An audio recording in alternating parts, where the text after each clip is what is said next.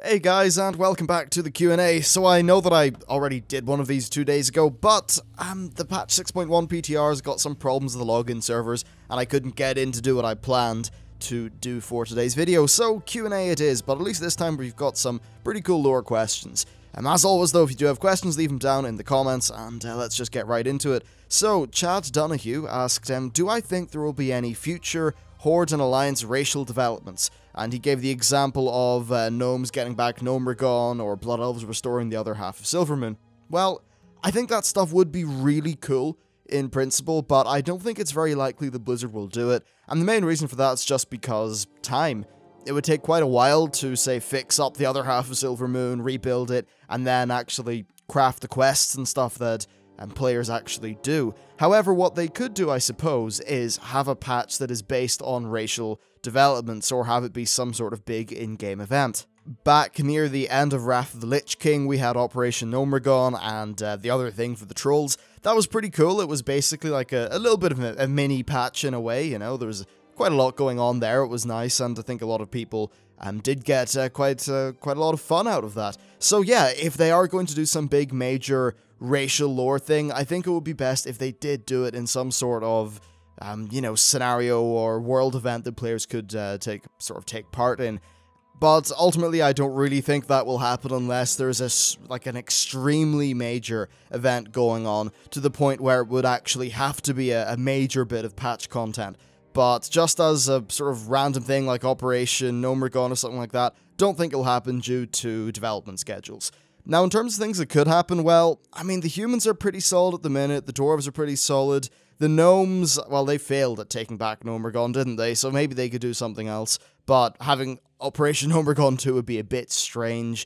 As for, like, Night Elves are fine. Most of the Train are fine as well. Most of the races are fine, apart from perhaps the Orcs, who don't have a racial leader. But I don't really know how much content you could put into that. It'll probably... I don't know, actually. How are they going to choose the Orcs' new racial leader? Because it isn't Thrall. On the game's official website, if you go to Orcs and you go to the little bit where it gives you all the information on their race, it doesn't actually say that they have a racial leader. It quite literally says racial leader, none.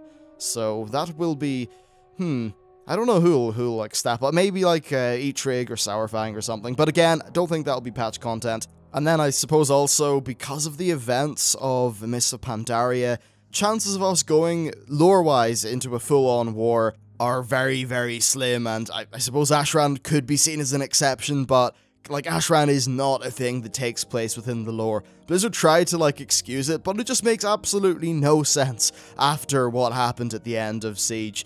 Though all of that said, I do love a good war. I think they can be a lot of fun. I think they can lead to cool stories, and I think more so just really cool content that people feel kind of engaged in by default, because it's your faction that's fighting, right?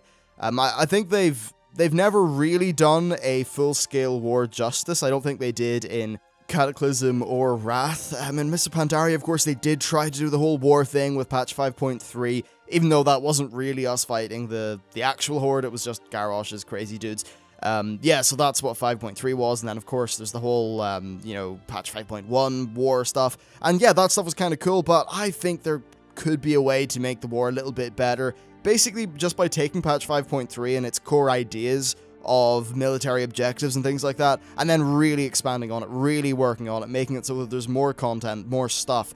I know in a past video, I think some people said, whoa, you liked 5.3? Yeah, 5.3 obviously had its problems, but I think that at its base, it was a pretty cool idea for making a war feel believable. It's just that they would need to take it further if it was going to be the sole thing of a patch.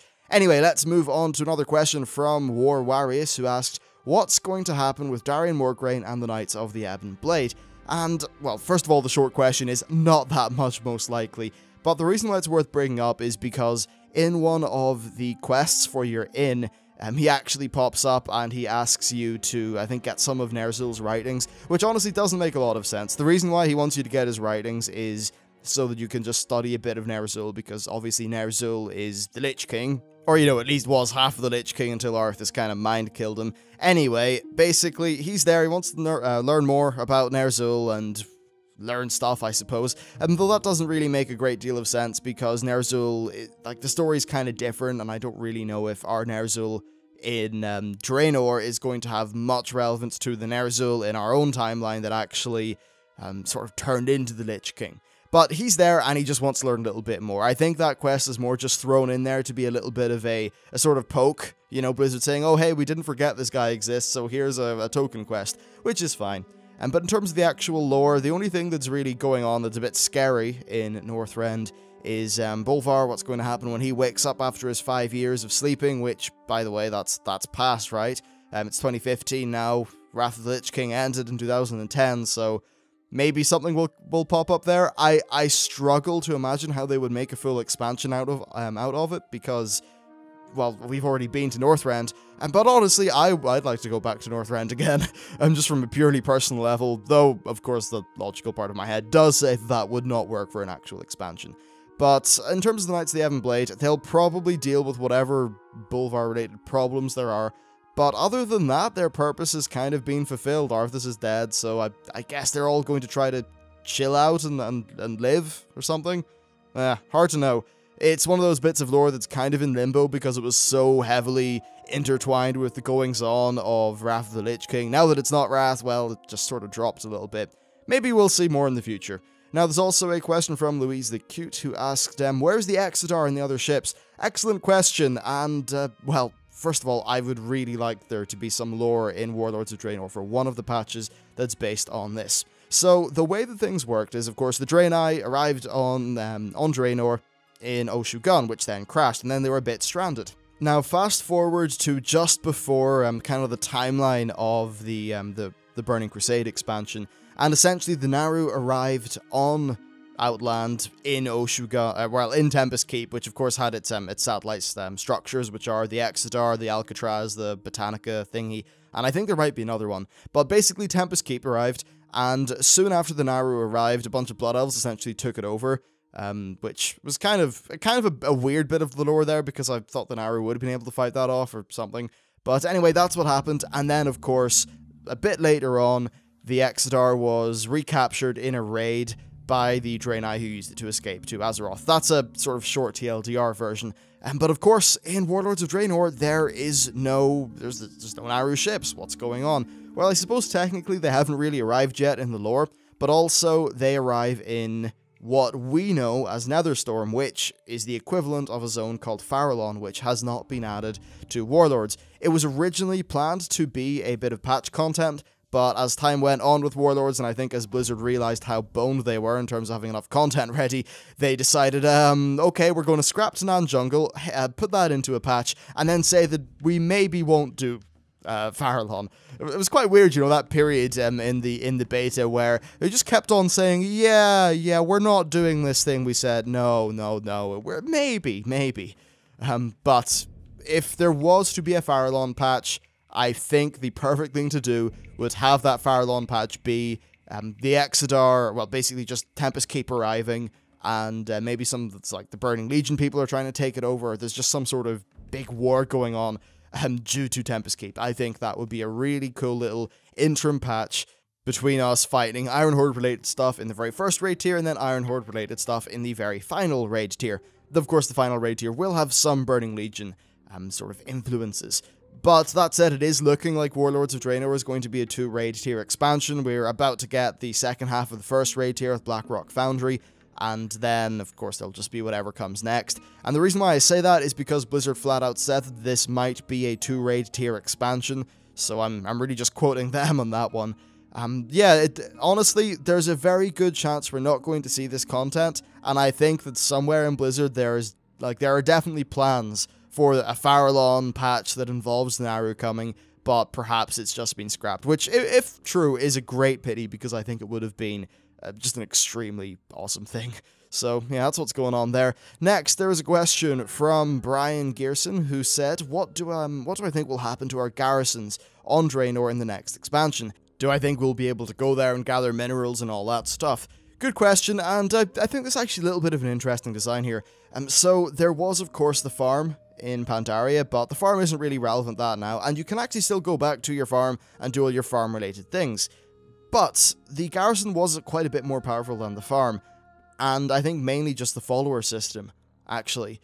because those follower quests do give you gold. They give you things that will be useful, and if you have got a bunch of treasure hunter followers, treasure hunter, by the way, will increase your gold gains from rewards by missions even by 100%. That's coming in 6.1. But if you've got 25 followers who are there making gold across a whole bunch of characters, well, in the next expansion, you're still going to want to log in and do that content. So it's going to be very strange, actually. I think they might need to sort of de-incentivize the garrison if they're going to be doing a new thing in the next expansion and they don't want people to feel like they really should go back and do the garrison stuff. Though that gold thing's really just an edge case, and things like, say, Savage Bloods, Draenor Herbs, Draenor Minerals, they won't really matter in the next expansion, so it's going to be sort of not that important anyway. It's just that mission system maybe will have some tweaks to make it less of a thing. And then I suppose there is a bit of a discussion to be had on whatever garrison feature we see in the next expansion. They said that the garrison in its current implementation is most likely going to be just a Warlords of Draenor thing. I think that's very good. It was a fun little experiment for this expansion. I'd like to see them sort of do some similar ideas but differently, which seems to be what they want to do. But the actual garrison itself, I mean, I don't want the next expansion to have as much of a Facebook game. I don't want it to have as much, just time gating and waiting for resources. I really hope that they add more depth to professions in the next expansion, and it just seems like the garrison did take away from a few things as well. I think overall it was a successful feature for them, though. Then finally, I'm just going to take a question from either Maggie Master or Magi Master, or maybe Magi Master, who knows, who said, do I think patch 6.1 will address the complaints that a lot of players have had about the lack of content like dailies, and some of the changes to the garrison, and then also the new Iron Docks quest area? Well, first of all, I haven't seen the Iron Docks stuff yet, and it is not in the PTR as far as I'm aware, in terms of the actual content, so I've got no idea what that will be like. But I think that, yes, patch 6.1 does help a lot, and they are at least making it so that the common crafting resources will have a little bit more of a use to them, which I think is very important, and they are fixing up some other profession-related things. The new daily quests, I think, are also really cool. You're going out fighting decently strong enemies, that's nice. There was a Relic Hunter quest with Harrison Jones are really cool as well. And I suppose then there are just dungeon quests, which we've kind of already got via the inn. So that's a bit strange. But yeah, there are new dailies, that's good, new structure, which is fun, and they are sending you out into the world to do things, which again is nice. There's the Iron Docks, which hopefully will be good.